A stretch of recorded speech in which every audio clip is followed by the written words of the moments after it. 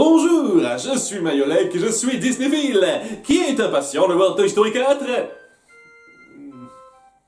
Dans les années fin 90, début 2000, Disney n'a pas hésité à lancer des séries dérivées de leurs films, comme on a eu l'occasion de le voir. Certaines plutôt réussies, d'autres moins, au stade où ça a parfois pas dépassé les 3 épisodes test. Mais Pixar a échappé à cette tendance jusqu'à très récemment. J'ai aucune idée de ce que ça peut donner après tout ce temps, mais comme vous voulez. Et la seule exception faite a été les aventures de Buzz l'éclair.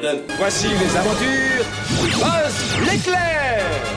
Inspiré du fameux personnage de Toy Story, les créateurs ont su rebondir intelligemment, non pas en étendant le même univers que les films, mais en imaginant quelle série dérivée ce jouet aurait donné dans cet univers. C'est un peu comme si on avait fait des films sur quelqu'un qui joue aux Wills Warriors de Mattel, avant de lancer la série Jace et les Conquérants de la Lumière. La vente de jouets aurait peut-être mieux marché comme ça. Blague à part, c'est un très bon concept de base qui diffère pas mal des séries dérivées classiques de l'époque. Mais avant de traiter tout ça, on va se pencher en détail sur le téléfilm pilote. Parce que vous pouvez toujours courir pour avoir la série entière en DVD, mais on vous sert au moins les 3 premiers épisodes. Grappillez ce que vous donne. On démarre dans la chambre d'Andy, où tout le monde est empressé de voir la VHS du film. Méta! Donc tout de suite vous allez voir un film dans une vidéo YouTube.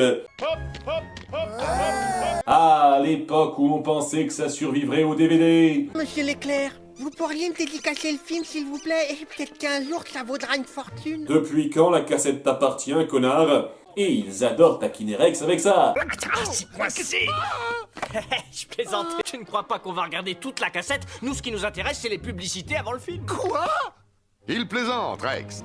Désolé, ça ne rentre pas. Ça ne rentre pas! Oh non! Dis-moi que c'est un cauchemar! C'est là qu'il a une vraie crise cardiaque en apprenant qu'on a enregistré un film Barbie par-dessus pour la petite sœur. Enfin bon, le vrai film commence sur Buzz et son coéquipier. Warp noir des 5. Sur Buzz et un futur traître qui enquête sur la disparition de 3 petits hommes verts.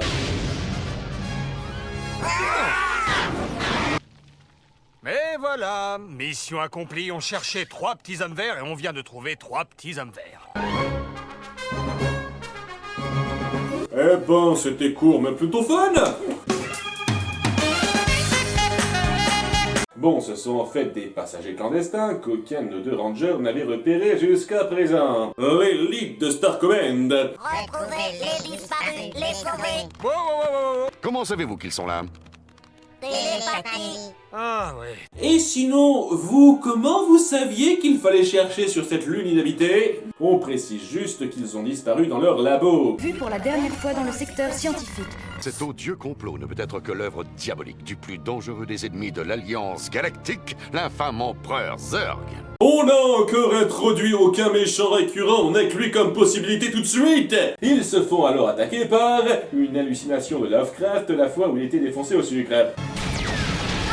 Ils lui font tomber un gros rocher sur la gueule et passent tout d'un coup d'un ciel dégagé à l'intérieur d'un gouffre. Ou bien la fumée des serpents tentacules de Cthulhu version Pokémon Roche était hallucinogène et les a fait triper. Et ça ouvre le chemin sur une trappe de Zurg qui aime clairement labelliser tout ce qui lui appartient. À tel point que je suis surpris que ce machin n'ait pas eu un gros Z sur le front. Buzz stoppe son ennemi juré juste avant de faire le truc qui mettrait fin à l'interrogatoire immédiatement mais qu'on n'utilise jamais tout de suite parce que scénario, tous les méchants en ont un, et s'ensuit après ça...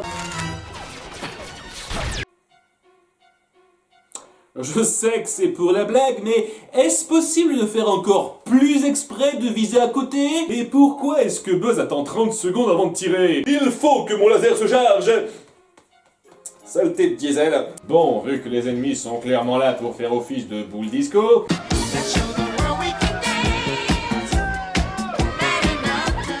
Buzz libère les captifs et les sort de là sans problème. Mais Zurg lance l'autodestruction. Autodestruction dans 60 secondes. 60 secondes? Carrément la vie devant soi. C'est vrai qu'après réflexion, j'aurais pu tout faire péter tout de suite. Il faudra que j'y pense la prochaine fois. Cependant, Warp se coince et semble périr dans l'explosion. J'imagine qu'on n'a pas trop fouillé les lieux après. Buzz est chagriné et jure de ne plus jamais travailler en équipe à partir de maintenant. Même avec la nouvelle recrue super prometteuse, Mira Nova. Non. Non. Désolé, je suis déjà en couple avec Jessie, elle ne me le pardonnerait pas. Attendez, mauvais univers. Le règlement intérieur des Rangers. Merci. Je connais le règlement intérieur. J'en ai écrit la moitié. Mais tant que l'infâme empereur Zurg s'acharnera sur moi, mon coéquipier sera dans la ligne de mire et en fera les frais. C'est une ranger comme toi. Avec ou sans toi, elle sera dans la ligne de mire de tous les méchants que Starcommand affronte. Je sais que d'après la série, c'est toi et ton équipe qui faites 98% du boulot, mais quand même, sur le principe... Il faut que vous sachiez que... Oui, comment non? Je vous interdirai de sortir en mission sans équipier. Tu ne quitteras pas la table tant que tu n'auras pas mangé ta soupe. Mais bon, apparemment, Mira va se reconvertir en annonceuse. À tout le personnel, dégagez la zone de lancement, vaisseau 36, paré au décollage. La patrouille d'escorte de l'ambassadeur décollera à 9h du matin. Excusez-moi, mais la princesse a un nom. Ça s'entend un peu que c'est la même voix. De son côté, Zurg espionne sur l'Unisprit, une orbe qui octroie aux petits hommes verts le pouvoir de télépathie entre eux, et qui ne sera plus jamais mentionné dans la suite de la série. Je le précise au passage. Je dois m'emparer de cette mystérieuse sphère. As-tu pensé à utiliser un grappin? Pour régler le souci de Buzz, on a pensé à lui créer un coéquipier robot nommé XR qui aura l'avantage d'être facile à réparer. Enfin, ça dépendra des épisodes. Et en apprenant que Zurg s'attaque à la planète des petits hommes verts, Buzz accepte de mettre XR à l'essai et il fonce. Parce qu'à nouveau, aucun autre ranger ne s'occupe de ces trucs-là. Et XR s'en sort plutôt bien. Soyez sans crainte. Après, c'est pas si difficile quand vos adversaires sont des clones défectueux des Stormtroopers. Mais ils sont dérangés par l'homme de main énigmatique de Zurg, avec un gros... sur l'énigmatique, et...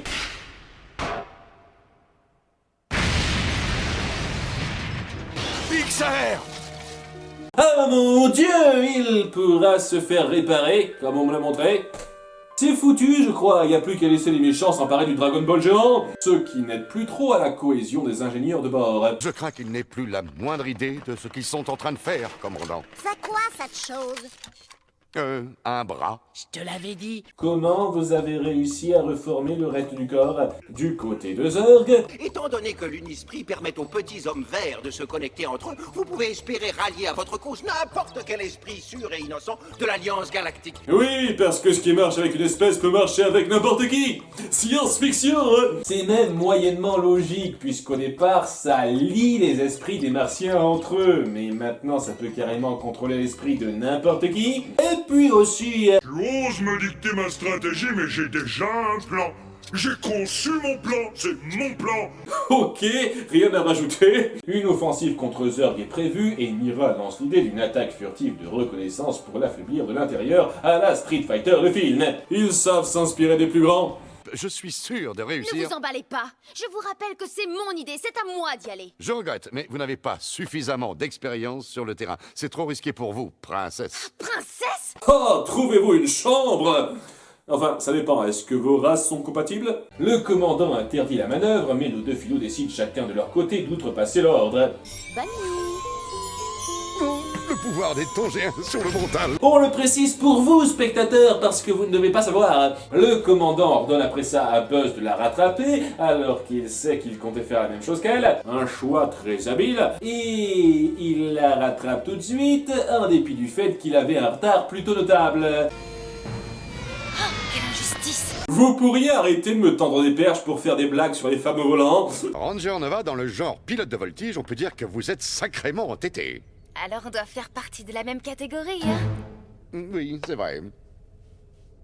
Au fait, j'ai un petit copain, histoire que vous sachiez. C'est pas grave, moi je vais avoir une histoire de cœur avec une demi-douzaine de femmes dans cette série, alors une de plus ou de moins. Hein. Ouais, on sent qu'ils voulaient un peu les développer comme couple dans les premiers épisodes, mais ils se sont vite ravivés à ce niveau-là. Je reconnais que ça aurait fait un peu cliché, mais...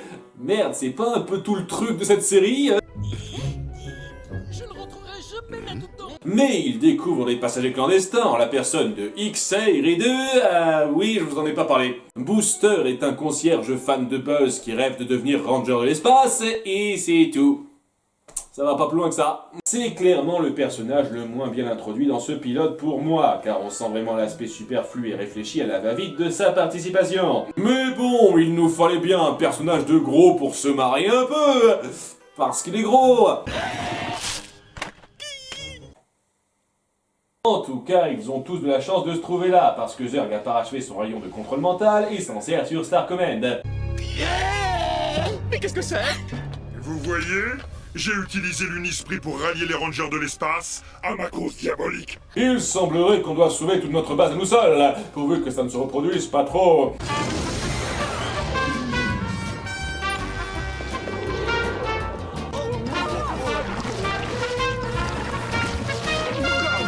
Cercle de contrôle des combats largué.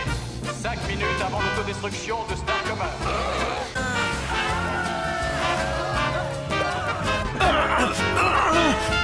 Oh non, c'est impossible. Si, pourtant. En voilà un! Retournez à la navette! Je suppose que moi aussi, alors. Ok, Zurg, j'imagine que tes robots doivent aussi avoir ton esprit, vu qu'ils ont la même capacité de viser que toi. Et si on les laissait nous foncer dedans sans essayer de tirer? Saleté de diesel. Joli travail, les amis! Et le robot? Et le robot? Tu as raison, tu ne mérites pas d'être considéré comme un ami. Notre fine équipe se voit donc forcée de suivre le plan initial et de foncer sur la planète Zurg pour déjouer son arc cérébraux. Mais Buzz, cela rejoue loup solitaire.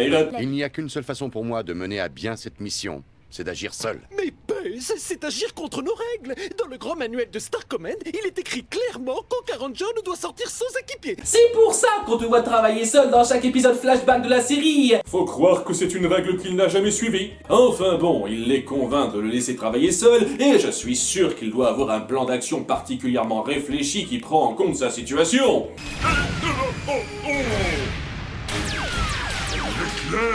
Zurg!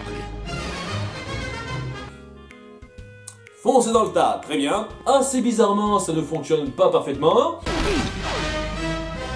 Et c'est l'heure de la révélation. C'est pas une manière de traiter son partenaire, hein? Quelle surprise inattendue! Et par inattendu, je voulais dire totalement prévisible. Ah, je comprends. C'est de l'amnésie. Non. Un clone? Non. Un androïde, peut-être? Non, c'est toi qui auras droit à tout ça. Moi, je suis simplement méchant. Je m'appelle Warp Noir Dessin, cela n'a rien d'étonnant. Tu étais un de nos meilleurs éléments. Il est capturé et a droit à un dernier rapport pour la gloire, qui est capté par les 3 cadets, qui viennent à son secours 30 secondes plus tard. Littéralement, il se passe une demi-minute en temps réel avant qu'ils le sauvent du rayon de Zurg. Sachant qu'ils ont eu beaucoup plus de temps que ça pour quitter la planète, ils sont vraiment partis à reculons. Ainsi, c'est le grand combat général et tout le monde y met du sien. T'es pas l'homme de ménage, toi? Si. Non, je sens que ça va lessiver ma réputation. Ah, que serait une œuvre Toy Story sans jeu de mots vaseux? Il y en a plein d'autres dans la série. Monsieur, seriez-vous en train de vous moquer? Et voilà, vous avez vessé l'ambassadeur.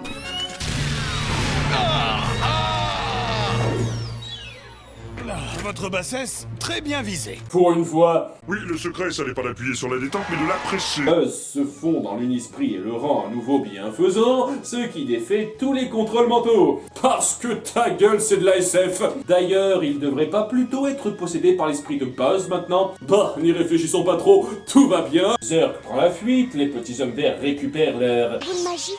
Warp est capturé et sera libre la prochaine fois qu'on le verra dans la série. Parce que logique Batman, ça tombe bien puisque Richard Darbois fait les devoirs. Et Buzz a désormais 3 nouveaux coéquipiers officiels. Vers l'infini et au-delà! C'est sympa, mais on aurait pu mieux faire. L'histoire se suit sans déplaisir avec des moments d'écriture très corrects, mais en tant que film ça manque d'envergure et la plupart des scènes d'action sont perfectibles. Les arcs de personnages sont assez inégaux et pas mal de choses s'enchaînent un peu trop vite. Cela étant, c'est une introduction à la série plus qu'honorable. On présente chaque personnage récurrent important et ses caractéristiques de façon fluide, on met bien en place le ton global qui veut jouer sur les clichés du genre et qui repose sur des dialogues vifs et cocasses. Je pense que c'est dans l'article 6 du chapitre Delta. Non, Il a raison, le chapitre Delta concerne la garde-robe. Et d'ailleurs, pourquoi n'a-t-on pas le droit de se mettre un anneau dans le nez? parce que ça fait trop punk, monsieur. Si vous vous permettez d'attaquer Zurg tout seul, je ne vois pas pourquoi XR ne se ferait pas percer le nez. Oh, mais je posais simplement la question. Ce n'est pas le meilleur de ce qu'a fait la série pour moi, mais ça représente très bien ce qui la qualifie. Et c'est ce sur quoi on se penchera la prochaine fois. C'était Mayolek, et en avant pour la série et au-delà! Enfin, surtout la série. So say goodbye. Now it's time to fly to infinity and beyond.